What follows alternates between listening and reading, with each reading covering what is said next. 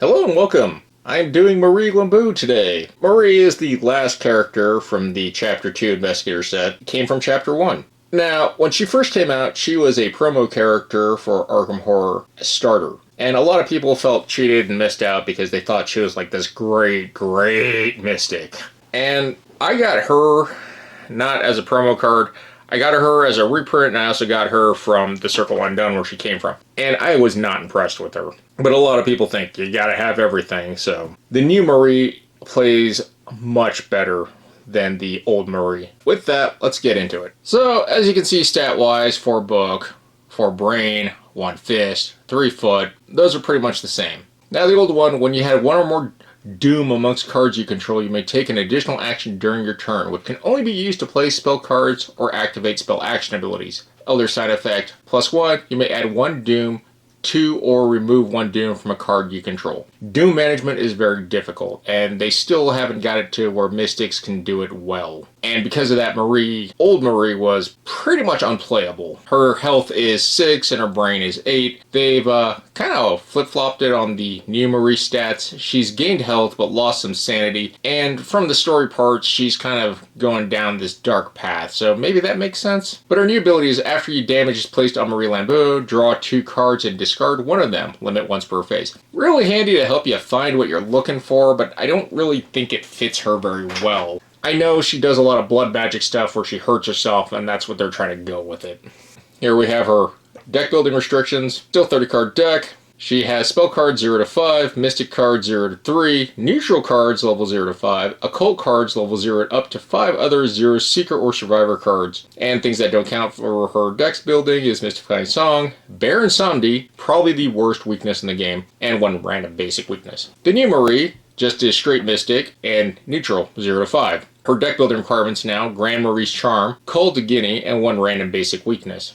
Old Marie's signature assets, Mystifying Song. It's a 3-cost event, pitches for 2 wild. Marie Lambeau deck only, fast. Play when the agenda advance by reaching its Doom Threshold. Until the end of the phase, the agenda cannot advance by reaching its Doom Threshold. Remove Mystifying Song from the game. It's a handy card, especially when you're getting around to, like, you need that 1 more turn or before the Mythos encounter like triggers and bad things happen. But the caveat to that is her weakness, which made Mystifying Song like you needed 3 copies of this card really. Baron Samedi, Lord of the Cemetery. Revelation, put Baron Samedi into play. He cannot leave play while he has less than 3 Doom on him. Forced, when any amount of damage is placed on an Investigator in Baron Samedi's location, place 1 additional damage on that Investigator. As a fast action, exhaust Baron Samedi. Place 1 Doom on Baron Samedi. If he has 3 or more Doom on him, discard him. He also takes up an ally slot. And this is why he's just a god-awful weakness. Most of the time during your encounters, you don't have a lot of time to put extra Doom and get away with it.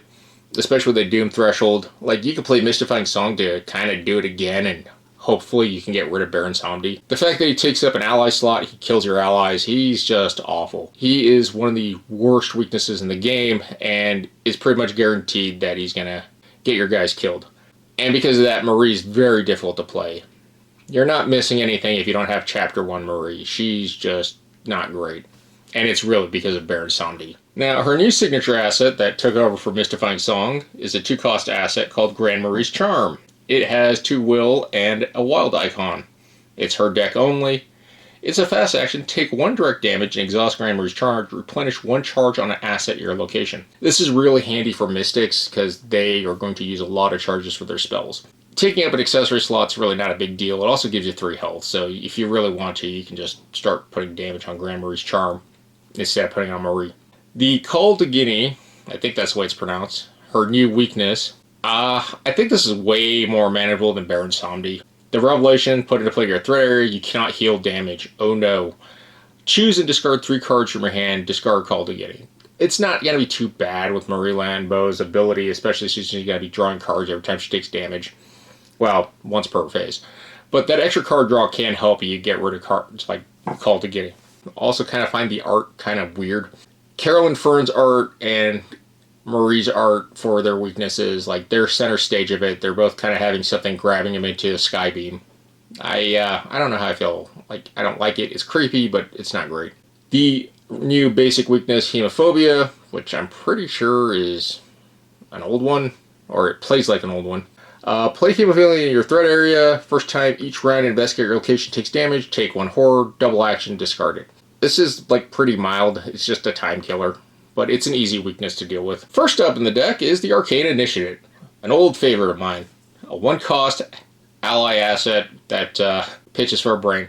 Force, after Arcane Initiate enters play, place 1 Doom on it. Fast action, exhaust Arcane Initiate. Search top 3 cards in your deck for a spell and draw it. Shuffle your deck. 1 health, 2 sanity. She's really easy to get rid of. Like, you just kind of play her for soak and let her run around, and if you want to, you can just sacrifice her yourself. Because, you know, you're a voodoo goddess, apparently. Here we have Offering Bowl, a 1 cost asset, pitches for a wild, uses 3 offerings. If there are no offerings on Offering Bowl, discard it. Fast action, spend 1 offering, exhaust Offering Bowl, take 1 damage, and gain 2 resources. It's actually pretty strong in Marie, and honestly, Mystics, they have to pay a lot of resources for their spell. Marie likes paying a lot of health, and she kind of has a lot of health for a Mystic, so it works out well with her.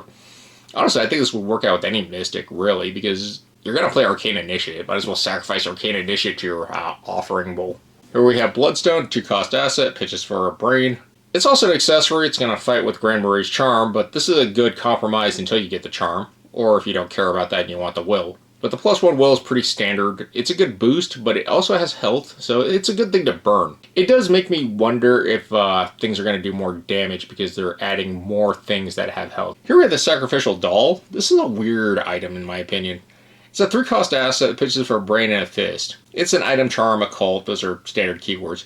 When you have 3 or fewer remaining health, Sacrificial Doll does not take up a hand slot. Like, why does this take up a hand slot? As a reaction, after you reveal a non-auto-fail Chaos token during the skill test, take 1 damage, exhaust Sacrificial Doll, cancel the token, and reveal tokens from the Chaos bag until a symbol token is revealed. Resolve the token, ignore the rest. The new Mystic spells are based around certain tokens, so I can kind of see some token management with this, but this is just a really wonky way to do it. I don't like the fact it costs 3, and it takes up a hand slot of all things. Maybe I don't like it because it's giving me like some weird Raggedy Ann vibes. Here we have Cosmic Flame, 3 cost asset, pitches for a fist, uses 3 charges. Action, fight with brain. If you succeed, you may spend 1 charge to deal +1 damage to this attack. If you reveal a skull token during this test, remove 1 charge from Cosmic Flame. If you cannot, take 1 damage and discard this card. And this is where we're saying, like, maybe Sacrificial Doll is hopeful for this. Like, you didn't want to reveal that skull token, so you threw it back in the bag and hopefully didn't draw it again. I like you can use the charge. You know, you can always just test brain to do 1 damage or, you know, spend charges. It's a interesting risk-reward type mechanic they've built into these spells. It used to be spells were just flat out, you're going to take damage. So I think this is a good compromise. Here we have Second Sight. This actually falls into how the Mystics are so flexible. They have an attack card, they have a Kluva card, and they have an evasion card. Second Sight is their Kluver card. 4 cost asset, pitches for a book, uses 3 charges, investigate with brain. If you succeed, you may spend 1 charge to discover 1 additional clue at your location. If you reveal a cultist token during this test, remove 1 charge from Second Sight. If you cannot, take 1 horror and then discard this card, which kind of sucks. But Mystics have always done stuff like this. Here we have Shadow Meld, again pretty standard. This one does evade. It's a 2 cost asset, pitches for a foot, uses 4 charges. Action, evade with will. If you succeed, you may spend 1 charge to move to a connecting location. If you reveal a tablet token during this test, remove 1 charge from Shadow Meld. If you cannot, lose 1 action and discard this card. Pretty useful. I don't really think Mystics need to evade as much because they usually can just kill things fairly easy. New event called Consume Life, 3 cost event. Pitches for a brain or a fist. Fights with will. Attack deals +1 damage. If this attack defeats an enemy, heal 1 damage from Investigator or ally asset at your location. I imagine we're going to see an upgraded version of this in the future. This is a very good card. Here we have Favor of Balashador. 0 cost event. As an additional cost to play Favor of Balashador, take 1 damage. Play a spell or ritual asset from your hand, reducing its cost by 3. Playing this card does not provoke tax of opportunity. I actually kind of like this card just because it's a good way to get things out for 1 health, and Marie has enough soak, allies, assets, and items that this shouldn't be a problem. And speaking of healing, we have Infused Life. 4 cost event, pitches for a wild. Heal 3 damage from among investigators and our ally assets at your location. This is actually really good because usually most of the time healing isn't worth it because it's 1 action to heal 1. And this allows you to heal multiple investigators and allies at 1 time. So this can buy your guys some time. The cost seems a little steep before 4 instead of 3. Up next is Mirror Form, a 1 cost event that pitches for a brain and a foot. Fast, play only during your turn. Choose a spell or charm asset in your hand and put into play under your control. When the round ends, shuffle the asset into your deck if it's still in play. I don't really know if this is that handy. I guess it's a good panic card because it's fast. I don't know. Cards like these have always kind of been weird to me. Cheating out something temporarily, and hopefully you can waste all the charges on it before it goes away. I don't really like these types of cards. We have Spiritual Charm, a 0-cost event, pitches for a will and a foot. It's a parlay action. Choose a non-elite enemy at your location or connecting location. Move that enemy to your location, engage it, gain resources equal to its combined damage and horror values. Really cool card. Kind of rough if you can't kill what you just stuck on yourself, but it's a good way to get money. And honestly, Mystics shouldn't have a problem avoiding stuff like this. Spiritual Charm definitely seems like it's going to be a standard card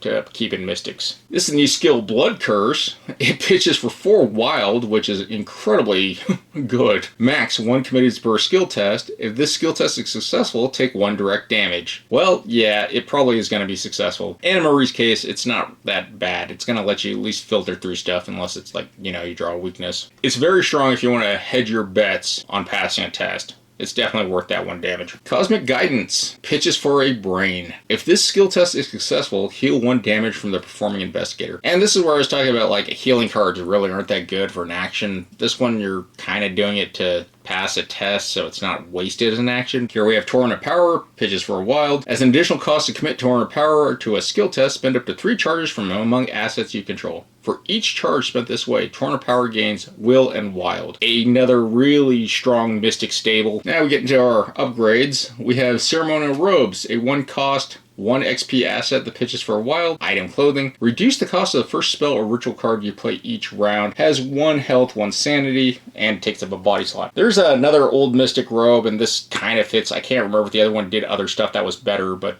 it's similar to it. I remember it did some reduction in cost. I'll have to put it up. This is fairly cheap, and it's really handy, especially with the 1 cost reduction. That can build up over time. And remember, it doesn't say assets, so any spell or ritual event you play, it's also going to get reduced. This is Eldritch Whispers, a 1 XP, pitches for 2 brain, max 1 committed per skill test. If a symbol token is revealed during this test, place up to 2 charges or 2 secrets among assets you control. I don't know if this is good. The 2 will is very good, especially for a skill test. The only thing I've seen so far that helps you manipulate your tokens is the Voodoo Doll, and I really don't like that thing. I don't know if this is great.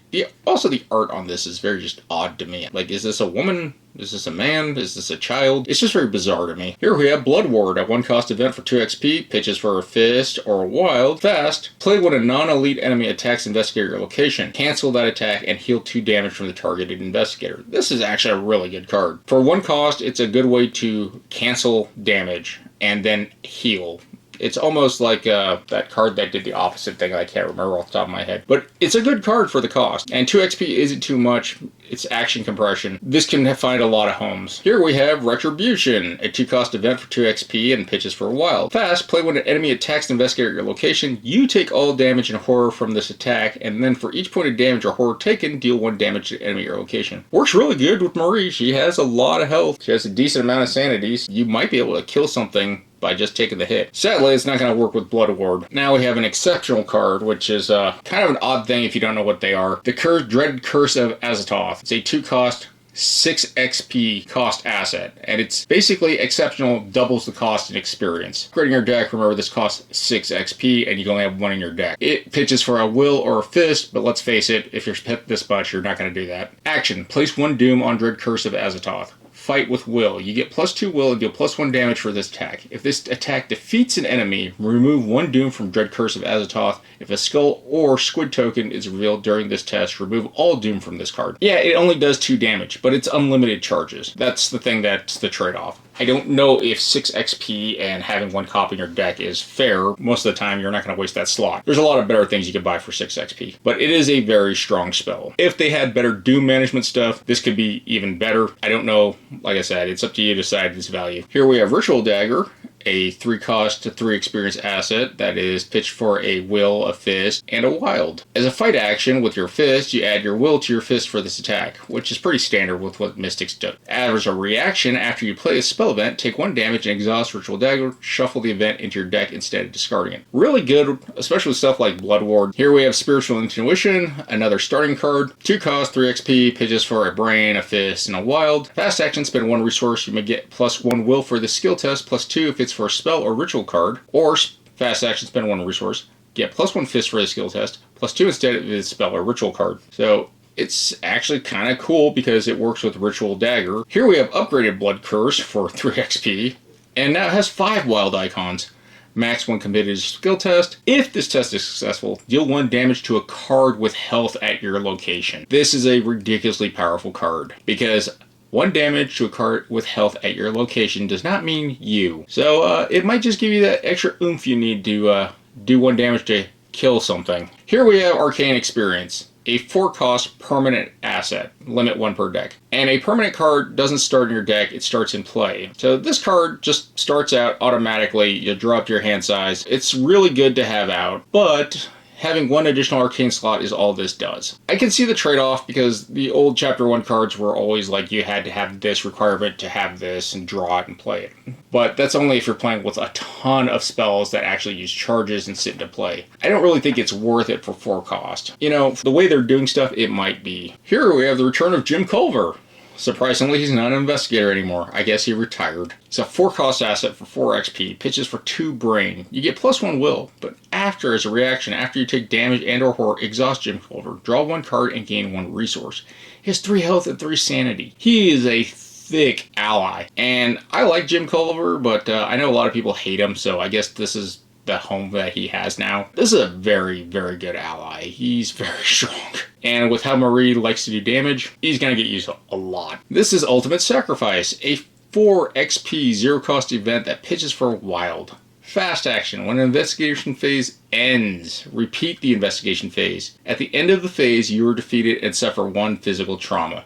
Max 1 per game. It's a really, really strong card. If you really need it, the Survivors have a card that does something similar to this. If you want to play the hero and the last stand nonsense, come think Guardians kind of have something like this also, where you kill yourself to kind of shift the balance in your favor. Timing is everything in this game, and this is a card that you might not have. Granted, Marie draws cards pretty well, so maybe it's good. This is Upgraded Second Sight, now costs 5 XP. It's costs 4, pitches for a will, a book, and a wild. Uses 4 charges still. Investigate with will, you get +2 for this investigation. If you succeed, you may spend 1 charge to discover 1 additional clue at your location, or 1 clue at a connecting location. If you reveal a cultist token during this test, remove 1 charge from Second Sight. If you cannot, take a horror, discard this card. So the action compression is like better, since you can investigate a lower shroud location if you're adjacent to a high shroud location and start stealing clues off of it. Here we have Upgraded Shadow Meld, costs 5 XP. Costs 2, pitches for a brain, a foot, and a wild, uses 5 charges, evades, you get +2 will for this evasion. If you succeed, you may spend 1 charge to move to a location up to 2 connections away. If you reveal a tablet token during this test, remove 1 charge from Shadow Meld, you cannot lose an action and discard the card. I don't think this is worth it for the extra,